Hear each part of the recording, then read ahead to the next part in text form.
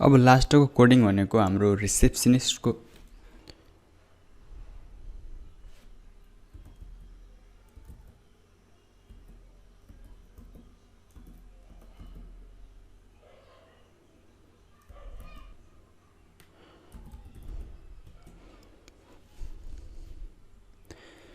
अब यसमा चाहिँ हामी पेशेन्ट र डाक्टरलाई इन्क्लुड गर्छौं।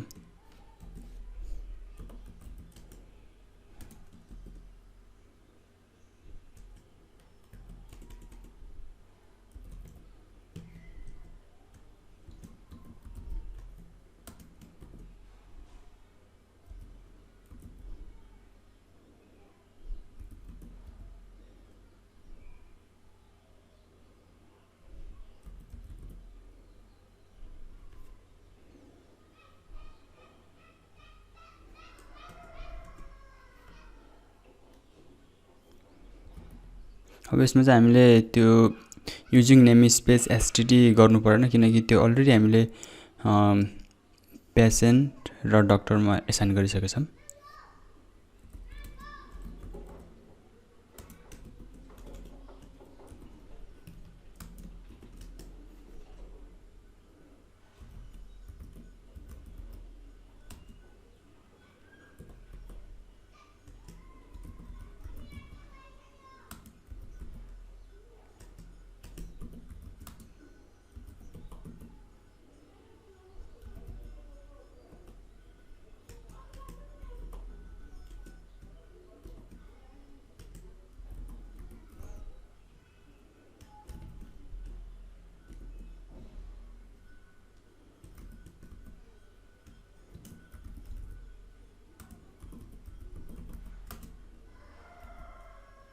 सी आउट हो, यो सी काउन्ट हैन।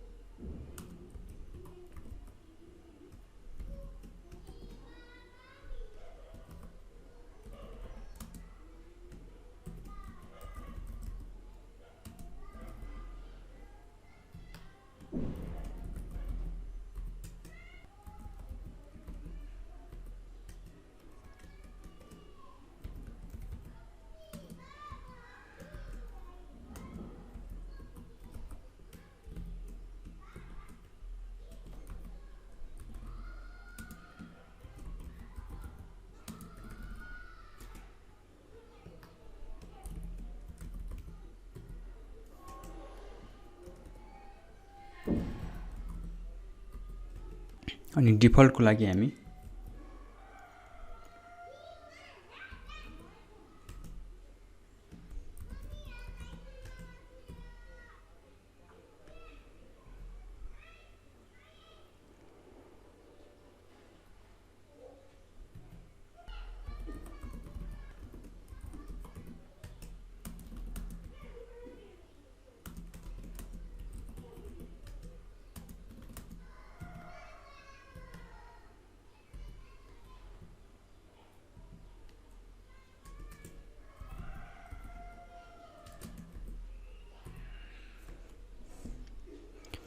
अब यति गरिसकेपछि हाम्रो कोड सक्यो। सेभ गर्छु। एउटा कुरा के छ भनेपछि यो पर्सन भन्ने त हामीले डाक्टरबाट पनि राखेका छौं र पेशेन्टबाट पनि राखेका छौं। त्यही भएर यो चाहिँ यो रिसेप्सनिस्टमा डबल चोटी जाने भएको हुनाले त्यसलाई हटाउनको लागि हामी प्रोग्रामा वान्स भन्ने युज गर्छौं। प्रोग्रामा वान्स युज गर्छौँ। यति गरेपछि हाम्रो काम लगभग भयो भनौँ। अब टेस्ट गर्छु म के भनेछ डिजिज भनेपछि हामीले डिजिजलाई पनि यहाँ राख्नु पर्ने हुन्छ किनकि डिजिज पनि त अब पेसेन्टबाट पनि गर्छ डक्टरबाट पनि गर्छ नि। सो डिजिजमा पनि प्रोग्राममा वान्स हामीले इन्क्लुड गर्नुपर्ने हुन्छ।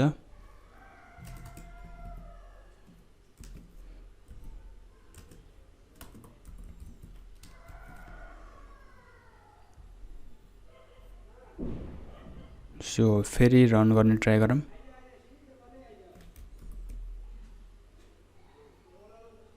अहिले चाहिँ काम गर्यो।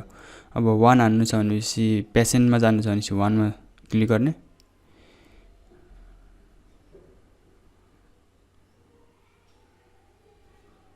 के भयो ओके यहाँ मैले फर्गेट गरेर रहेछु हल्का काम।